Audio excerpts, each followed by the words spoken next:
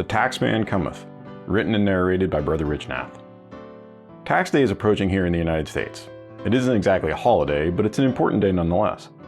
It reminds me of what Jesus said not long after he entered Jerusalem a week before his resurrection.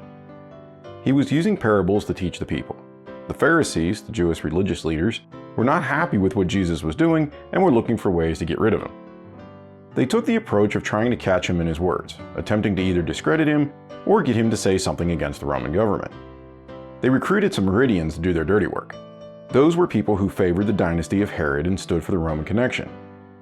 They went to Jesus and tried to flatter him a little, stating that they knew he was a true teacher of God and that he held all people in the same regard no matter their worldly status.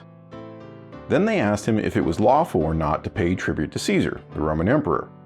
Tribute in this case meant taxes. Jesus knew exactly what they were trying to do and called them hypocrites for it. Then he asked to see the tribute money, and when they brought it, he asked whose inscription was on it. They said Caesar's. Then Jesus said, "Render therefore unto Caesar the things which are Caesar's, and unto God the things that are God's." Matthew 22, verse 21. The Herodians marveled at this and went on their way. What Jesus was telling them and us today is that we need to do our part when it comes to being citizens of a country. We need to follow the laws, pay our taxes, and pray for our government officials. We do this with an eye towards God because we want our government to have laws that are based on His. We want a peaceful country that God will bless, one where the government is an advocate of God's laws, since God's laws are the best for us all as a people.